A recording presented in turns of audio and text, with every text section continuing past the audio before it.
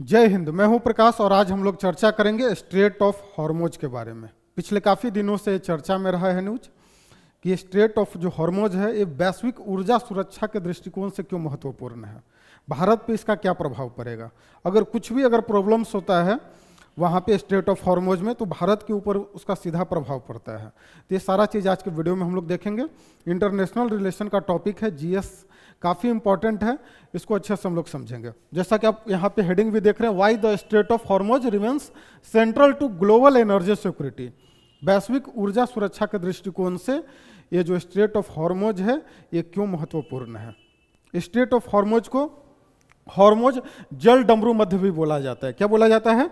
जल डमरू मध्य। अब जल डमरू मध्य क्यों बोला जाता है? स्ट्रेट को हिंदी में जल डमरू मध्य बोला जाता है। और ये कहाँ है? तो straight of Hormoz. Hormoz Iran का एक पार्ट है, आइलैंड है हॉर्मोज यहाँ पे, ठीक है। और ये जल डमरू मध्य क्यों बोला जाता है? जैसा कि आप देखते होंगे एक डमरू का आप साइन देखते होंगे, जैसे कि देखिए आप शंकर भगवान को एक डमरू बजाते हुए देखते होंगे, ठीक है। अब डमरू कैसा है? कुछ इस तरह का होता है, क्लियर। अब डमरू में क्या है? इधर एक लार्ज वाटर बॉडीज है आपका, ठीक है, और एक बीच में क्या है? एक नैरो वाटर बॉडीज क्या करता है? दोनों लार्ज वाटर बॉडीज को कनेक्ट करता है, तो इसे ही जल डमरू मध्य बोला जाता है, ठीक है। जल डमरू मध्य, ठीक है। इसी को इंग्लिश में क्या बोला जाता है? स्ट्रेट बोला जाता है, ठीक है। तो स्ट्रेट ऑफ हॉर्मोज, और हॉर्मोज क्या है? एक आइलैंड है यहाँ पे, ठीक है। ईरान का उस पर कंट्रोल है और इसीलिए ये जो गलियारा जो आप देख रहे हैं इसी को स्ट्रेट ऑफ हॉर्मोज बोला जाता है, ठीक है। अब ये स्ट्रेट ऑफ हॉर्मोज क्यों इंपॉर्टेंट है वैश्विक सुरक्षा, ऊर्जा सुरक्षा के दृष्टिकोण से, उसको हम लोग समझेंगे। सबसे पहले लोकेशन देखते हैं। ये जो आप देख रहे हैं यही आपका क्या है? और स्ट्रेट ऑफ हॉर्मोज, ठीक है। अब इसके अगर इस साइड में देखते हैं तो यहाँ पे पर्शियन गल्फ है, फारस की खाड़ी, ठीक है। और इधर कौन सा? गल्फ ऑफ ओमान है, ओमान की खाड़ी। अगर कंट्री अगर देखते हैं हम लोग तो इस साइड में स्ट्रेट ऑफ हॉर्मोज है जो यहाँ पे, इसके ऊपर में कौन सा कंट्री है? तो ईरान है आपका, क्लियर। और नीचे में कौन सा कंट्री है? Oman, clear. और भी कंट्री अगर हम लोग देखें तो जैसे यहाँ पे कतर है आपका, फिर यहाँ पे यूएई ये पूरा है, ठीक है ना, यूनाइटेड अरब एमिरात, सऊदी अरबिया हो गया, कुवैत यहाँ पे हो गया। तो इस तरह से ज्योग्राफिकल हम लोग थोड़ा सा लोकेशन इसको देख लिए। इधर क्या है? पर्शियन गल्फ और गल्फ ऑफ ओमान, और इसी के बीच में क्या है? जल डमरू मध्य कौन सा? Hormoz, straight of Hormoz. ऊपर में अगर बात करें नॉर्थ साइड में तो कौन सा देश है? ईरान है, और नीचे में कौन सा देश है? Oman, clear. अगर इसी को यहाँ पे देखें तो ऊपर में बंदर अब्बास, जैसे आपने पोर्ट का नाम सुना होगा। भारत अभी चाबहार जो ईरान का है, चाबहार पोर्ट, यहाँ पे भी 2 टर्मिनल पे काम कर रहा है भारत। ग्वादर पोर्ट ये पाकिस्तान के कब्जे में है आपका, क्लियर। तो ये सब आपका लोकेशन हम लोग समझ गए हैं। अब ये इंपॉर्टेंट क्यों है? तो इंपॉर्टेंट इसलिए है क्योंकि ये जो जल मार्ग है आपका, जो स्ट्रेट ऑफ हॉर्मोज से जो गुजरता है, ठीक है, तो भारत का 40% जो, क्योंकि हम लोग कच्चा तेल का क्या करते हैं? इंपोर्ट करते हैं, क्लियर। हम लोग आयात करते हैं, हम लोग ये सब जितना जो कंट्री है, क्योंकि यहाँ पे आपका क्रूड ऑयल का प्रोडक्शन होता है। ये जो कुवैत है, सऊदी अरबिया, कतर, ठीक है, यूएई, ये सारे देश में, ईरान में भी खुद होता है तेल का प्रोडक्शन। और इसी रास्ते से जो जल मार्ग है आपका स्ट्रेट ऑफ हॉर्मोज, इसी रास्ते से भारत का 40% जो कच्चा तेल है और जो नेचुरल गैस है इसका क्या होता है? इंपोर्ट होता है। कहाँ होता है? ये अरेबियन सी के द्वारा भारत में होता है। अब यहाँ पे दिक्कत क्या आ रहा है?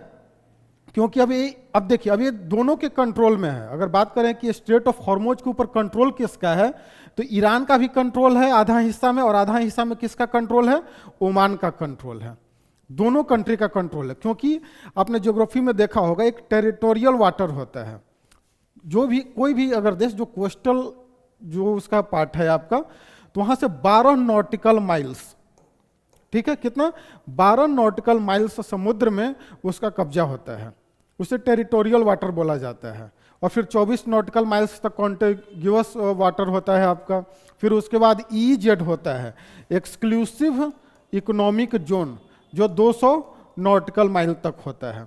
अब ये सब लॉ ऑफ सी है यूनाइटेड नेशन का, उसके द्वारा ये सब कंट्रोल होता है। तो अब उसी के कारण क्या है कि यहाँ पे देखिए, अब ये जो स्ट्रेट ऑफ हॉर्मोज है, इसका अगर हम लोग चौड़ाई अगर बात करें यहाँ पे, ठीक है, ये जो चौड़ाई है आपका, ये मात्र 33 किलोमीटर है। कितना है?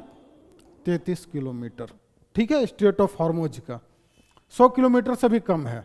अब कहीं पे ज़्यादा है, कहीं पे कम है, लेकिन जो सबसे कम वाला जो पार्ट है वो कितना है? 33 किलोमीटर है आपका, ठीक है। अब इसमें भी 33 किलोमीटर में कुछ ईरान का टेरिटोरियल वाटर है और कुछ ओमान का टेरिटोरियल वाटर है। तो लगभग 3 किलोमीटर के ही जो रास्ता है चौड़ाई, उसी रास्ते से आपका क्या है, जो बड़े बड़े जहाज हैं वो पार करता है आपका। इतना समझ में आ गया? अब देखिए, अब क्या है कि अब ईरान का भी कब्जा है और इधर से ओमान का भी कब्जा है।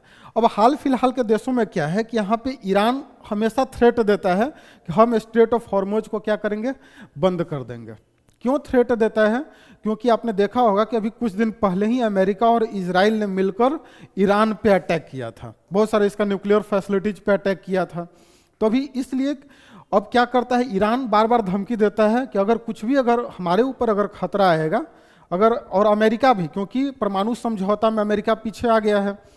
परमाणु समझौता जो ईरान और अमेरिका के बीच में जो होने वाला था, तो उससे बाहर हो गया है अमेरिका। तो जिसके कारण ईरान और अमेरिका का अगर हम बात करें तो काफ़ी ज़्यादा जो संबंध है वो तनाव से भरा हुआ है, तनावपूर्ण संबंध है। अमेरिका बार बार मैसेज दे रहा है कि हम ईरान पे कभी भी अटैक कर सकते हैं, ठीक है। और कुछ दिन पहले भी जो इजराइल है उसने भी अटैक किया था ईरान पे।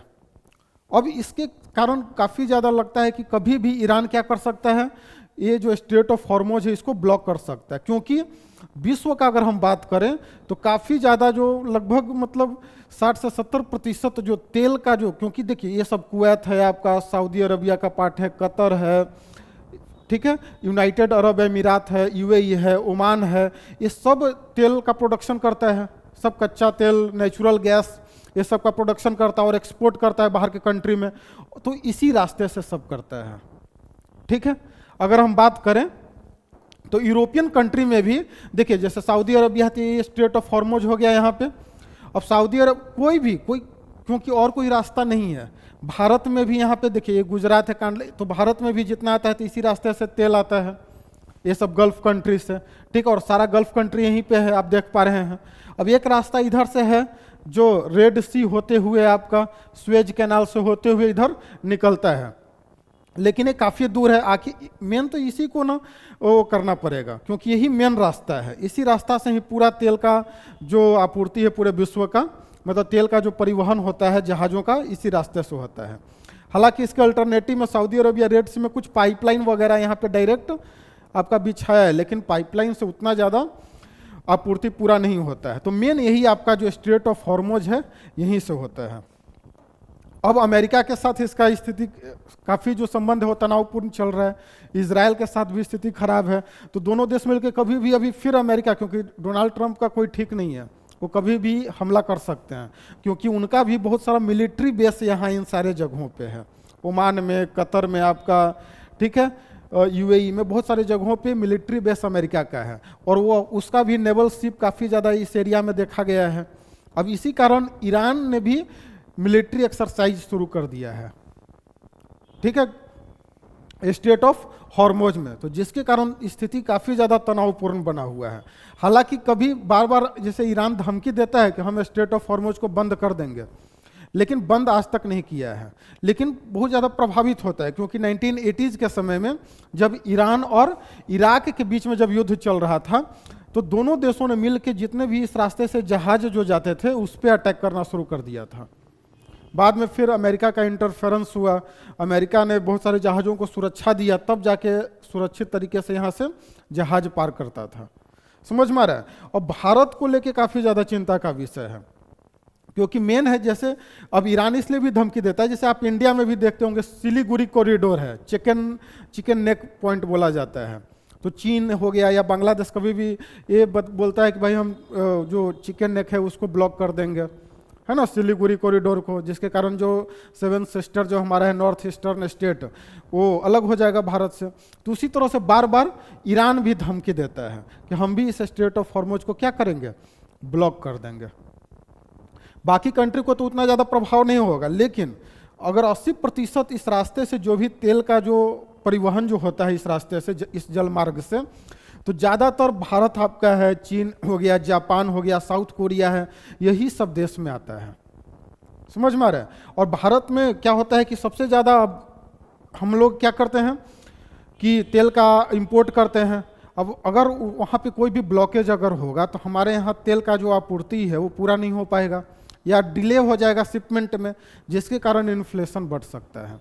अगर हम बात करें अमेरिकी ऊर्जा सूचना प्रशासन का, तो लगभग प्रतिदिन लगभग 17 से 20 मिलियन बैरल तेल और पेट्रोलियम तरल पदार्थ इस रास्ते से क्या होता है, मतलब पास करता है। और अगर हम बात करें वैश्विक पेट्रोलियम खपत का लगभग कितना 20% इसी रास्ते से क्या होता है, गुजरता है आपका। अगर हम बात करें सबसे ज़्यादा क्या बता रहे थे, चीन हो गया, भारत, जापान और दक्षिण कोरिया मिलकर इन प्रवाहों का 2/3 हिस्सा है। मतलब लगभग अगर बात करें 82% हिस्सा एशियाई देशों को यहाँ से कच्चा तेल मिलता है। इसीलिए लंबे समय तक अगर इस एरिया में अगर व्यवधान रहता है तो जो भी एशियाई कंट्री और खास करके भारत जैसे देश में आर्थिक स्थिति काफ़ी ज़्यादा खराब हो जाएगा, क्योंकि बहुत सारा चीज़ हमारा क्या है, कच्चा तेल पर निर्भर करता है। अगर कच्चा तेल का कीमत क्या होगा, बढ़ेगा, तो उससे हमारे यहाँ महंगाई बढ़ेगा आपका। जैसा कि आप देख सकते हैं चीन, जापान और भारत सहित कुछ सबसे बड़ी अर्थव्यवस्थाओं पर इसका असर पड़ सकता है और मुख्य रूप से ऊर्जा आयात पर निर्भर है। क्लियर। अगर हम लोग बात करें और इसमें तो भारत लगभग 40% हिस्सा इसी रास्ते से करता है। अब ये 16 फरवरी का ही न्यूज़ है कि यहाँ पे ये जो स्टेट ऑफ हॉर्मोज है, यहाँ पे ईरान ने क्या किया है, मिलिट्री एक्सरसाइज शुरू कर दिया है। अब मिलिट्री एक्सरसाइज शुरू करने से, और उधर ट्रंप भी वो बार बार बोल रहे हैं कि हम लोग कभी भी ईरान पे अटैक कर सकते हैं। अब जिसके कारण अब समझिए कि यहाँ से पूरे विश्व का कम से कम लगभग कितना 20% हिस्सा जो तेल है यहीं से गुजरता है। और अगर ऐसा अगर होता है तो आप देख सकते हैं कि जितना जो आपका तेल का जो खपत जो हो रहा है भारत में, तो काफ़ी ज़्यादा रुकावट पैदा होगा, तो उसके कारण प्राइस क्या हो जाएगा, बढ़ जाएगा आपका, इन्फ्लेशन बढ़ जाएगा। और भी बहुत सारा ट्रांसपोर्टेशन सिस्टम जुड़ा हुआ रहता है, तो ये सब बहुत समस्या भारत पे पड़ सकता है। अगर हम लोग देखें अमेरिका का यहाँ पे मिलिट्री बेस काफ़ी ज़्यादा है, जैसा कि आप देखिए यहाँ पे इराक में है आपका, सीरिया में हो गया आपका, यहाँ पे इराक है, सीरिया में है, कुवैत में आपका है, बहरीन हो गया यहाँ पे, कतर, ठीक है, फिर यूएई। अब ये सारे जगहों पे क्या है आप देख सकते हैं, ये सब अमेरिका का मिलिट्री बेस है यहाँ पे। अब ईरान यहाँ पे है और यही स्टेट ऑफ हॉर्मोज है, ठीक है। अब क्योंकि यहाँ पे भी मिलिट्री प्रेजेंस है अमेरिका का, तो अमेरिका आसानी से ईरान पे हमला कर सकता है यहाँ से। समझ में आ रहा है। अगर ईरान पर अगर हमला करेगा तो ईरान भी अगर काउंटर अटैक में क्या करेगा, वो सबसे पहले जो जल डमरू मध्य है स्टेट ऑफ हॉर्मोज इसको ब्लॉक कर देगा, और उसके बाद ईरान भी ये सब जो मिलिट्री बेस है अमेरिका का इस पर क्या कर सकता है, हमला कर सकता है। तो देखिए अब तनावपूर्ण स्थिति बना हुआ है, क्या होता है। हालांकि ऐसा मतलब होने का चांस बहुत कम है, लेकिन अब अगर ऐसा अगर होता है तो भारत के ऊपर काफ़ी ज़्यादा इसका गंभीर प्रभाव देखने को मिलेगा, हमारे अर्थव्यवस्था के ऊपर इसका प्रभाव देखने को मिलेगा। तो आई होप आपको वीडियो समझ में आया होगा। बहुत बहुत धन्यवाद।